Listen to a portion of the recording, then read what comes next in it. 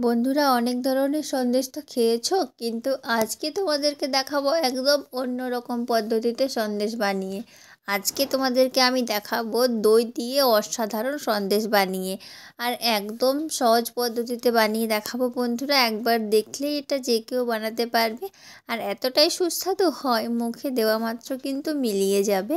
এতটাই নরম হয় আর একদম অন্যরকম স্বাদের। বন্ধুরা খুবই সহজ পদ্ধতিতে হয়ে যাবে। তো ভিডিওটা ভালো লাগলে চ্যানেলটা অবশ্যই সাবস্ক্রাইব করবে। এই দেখো, দই দিয়ে সন্দেশ বানানোর জন্য কড়াইতে আমি প্রথমেই দুধ বসিয়ে দিয়েছি। এটা কিন্তু একটু ঘন ঘন করে নিতে হবে। তো বন্ধুরা এটা কিছুক্ষণ ফুটে ফুটে এই দেখো এই রকম হয়ে যাবে, দুধটা এতটা ঘন।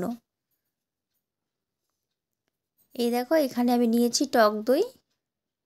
এরপর এই দইটা আমি একটু একটু করে দুধের মধ্যে দিয়ে নাড়াচাড়া করতে থাকবো। এই দেখো 1 চামচ দিয়ে নাড়াচাড়া করছি, আবারও 1 চামচ দিয়ে নাড়াচাড়া করব। এই দেখো আরও 1 চামচ দিয়ে দিলাম।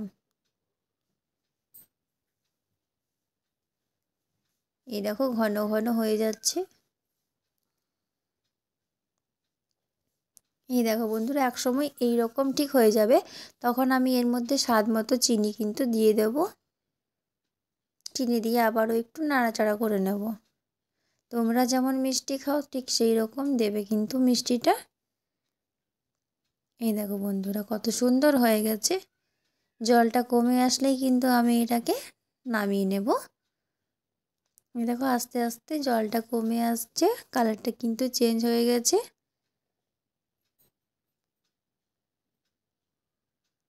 এই দেখো বন্ধুরা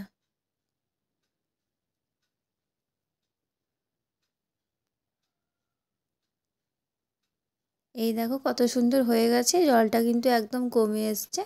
এই দেখো এরকম ঘন ঘন করে তারপর কিন্তু এটাকে আমি নামিয়ে নেব। ওপর থেকে একটু ঘি ছড়িয়ে তারপর এটাকে আমি নামিয়ে নেব। এই দেখো ঘিটা আমি মিলিয়ে নিলাম। এই দেখো এখানে আমি একটা বাটির মধ্যে ঘি নিয়েছি, বাটিটার পর ঘিটা ভালো করে মাখিয়ে নেব। আর এইখানে দেখো সন্দেশটা হয়ে গেছে, এটা আমি নামিয়ে নিচ্ছি। এরপর বাটির মধ্যে ঘিটা আমি মাখিয়ে নিয়েছি। দেখো এই বাটির মধ্যে সন্দেশটা কিন্তু আমি বসতে দেব। তো তার জন্য বাটির মধ্যে আমি দিয়ে দিচ্ছি এটা। সন্দেশটা দেওয়ার পরে বাটিটা একটু শেক করে আমি ফ্রিজে রেখে দেবো 10 মিনিটের মতো। 10 মিনিট পরে আমি এটা কেটে নিয়েছি। বন্ধুরা দেখো কত সুন্দর তৈরি হয়ে গেছে আমাদের আজকের রেসিপি দই দিয়ে সন্দেশ। তো তোমাদের কেমন লাগলো আজকের রেসিপিটা কমেন্টসের মাধ্যমে জানাতে কিন্তু একদম ভুলবে না। আর যদি ভালো লাগে তাহলে অবশ্যই একটা লাইক দিয়ে কিন্তু চ্যানেলটা সাবস্ক্রাইব করবে। খুবই সুস্বাদু বন্ধুরা হয় এই সন্দেশটা, একবার বানিয়ে না খেলে কিন্তু তোমাদের বিশ্বাস হবে না।